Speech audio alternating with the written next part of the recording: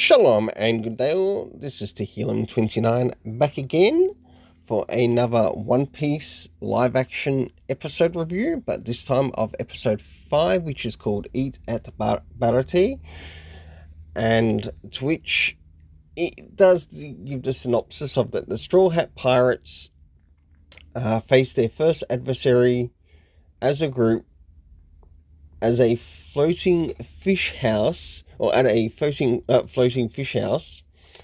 Luffy befriends a cook, and Zoro enters a duel with a warlord. I'll now move into some of my stuff that I've written in relation to this particular review, and I'll try to bring it across as best as possible, considering how bad my handwriting looks. I'll do the best I can to cover this episode. So I apologize ahead of time if you have trouble understanding what I'm trying to get across.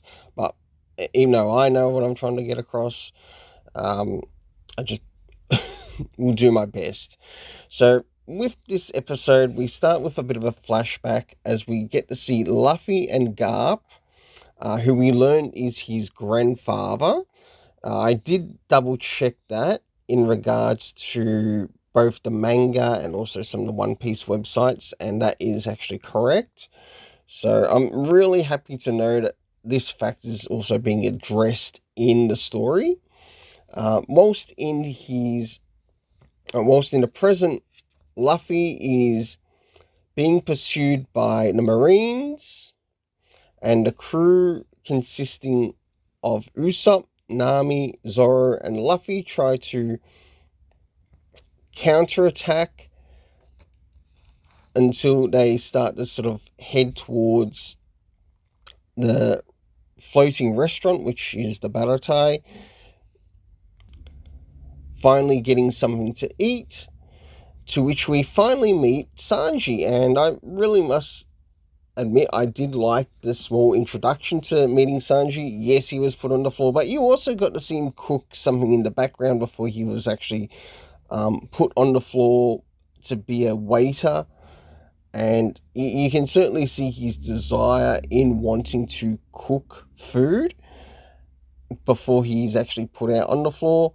You do get to see the character slightly be berated a bit by the chef who is running the ship.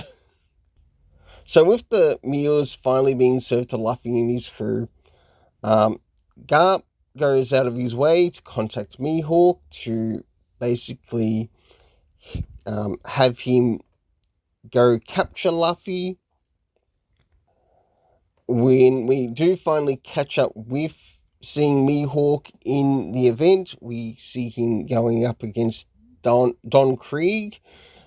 Luffy is forced to then move to clean some dishes, so he's a bit of a dish pig now, putting it bluntly, because they won't accept his IOU on the bill for when he becomes the Pirate King. Whilst this is happening, we also have Sanji and Luffy having a bit of a discussion in sort of like the room where he's cleaning. We move back to seeing what is happening with Kobe and his friends addressed Garp, whilst Nami and Zoro are accepting a challenge to sort of like what they're able to pick out in regards to each person's past and whether it's correct or not. So a bit of a drinking challenge. As we start to move into Act 2, we start to return with Usopp at the Baratai, and the crew end up meeting up with Mihawk, to which Zoro challenges Mihawk to a duel. Luffy continues to pay off his debt by being a dish pig, and the crew prepare for the duel or the battle with Mihawk the next day, as we finally start to move into the battle between Zoro and Mihawk. Zoro is defeated by Mihawk, but he does leave him with some works to sort of like keep on continuing until he is, or keep on continuing to get his skills better until he is actually able to defeat him. So for my afterthoughts for this episode, I want to indicate that it was really interesting seeing the flashback linking to Garp and Luffy. I thought that was quite interesting, and the way it was actually addressed within the story. I will indicate of what I have managed to read through of both the manga and also watch of the anime. I think some things worked a little bit better in the anime, whilst other things worked a little bit better in the manga. Like with other things that do play out in this episode. I definitely enjoyed the introduction of Mihawk, as yes, you do get the feeling like after the fight that this character is a threat of a higher class or level than Zoro. Definitely looking forward to the next episode.